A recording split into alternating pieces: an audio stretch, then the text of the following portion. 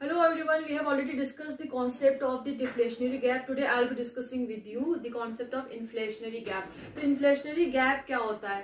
We know that हमारा जो equilibrium output होता है वो एस्टैब्लिश होता है वहां पर जहां aggregate supply is equal to aggregate demand, और वी कैन से कि aggregate demand is equal to aggregate supply. Now what happens, कभी कभी क्या होता है कि aggregate demand is greater than aggregate supply.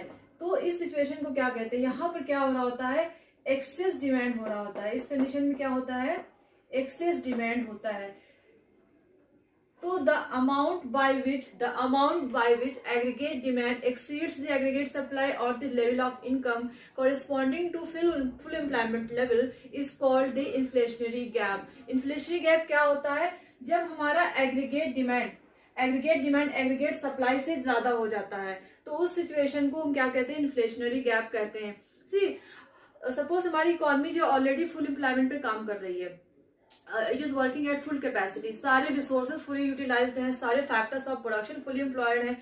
It means कि सारे वर्कर्स काम पर लगे हुए हैं. ठीक है, तो इस कंडीशन में अगर हमारा एग्रीगेट डिमांड इंक्रीज कर जाता है, हमारा डिमांड सप्लाई से ज्यादा हो जाता है, तो जब सारे रिसोर्सेज फुली एम्प्लॉयड हैं और सारे factors of production fully employed है, तो इस कंडीशन में अगर डिमांड इंक्रीज होती है तो आउटपुट को इंक्रीज नहीं किया जा सकता, क्योंकि इकोनॉमी फुल कैपेसिटी पे काम कर रही है, इकोनॉमी इससे ज्यादा प्रोड्यूस नहीं कर सकती. तो जब हम आउटपुट को इंक्रीज नहीं कर सकते और हमारी डिमांड इंक्रीज हो गई, तो इस कंडीशन में क्या होगा कि एग्रीगेट डिमांड के इंक्रीज होने पर क्या हो जाएगा, प्राइसेस इंक्रीज हो जाएंगी. ठीक है, जब प्राइसेस इंक्रीज हो जाएंगे और हमारा एग्रीगेट डिमांड एग्रीगेट सप्लाई से ज्यादा हो जाएगा, तो जो डिफरेंस है एग्रीगेट डिमांड और एग्रीगेट सप्लाई का जो डिफरेंस है, ये क्या रिप्रेजेंट करता है, ये क्या बताता है, इन्फ्लेशनरी गैप. राइट, तो let's understand it with the help of a diagram.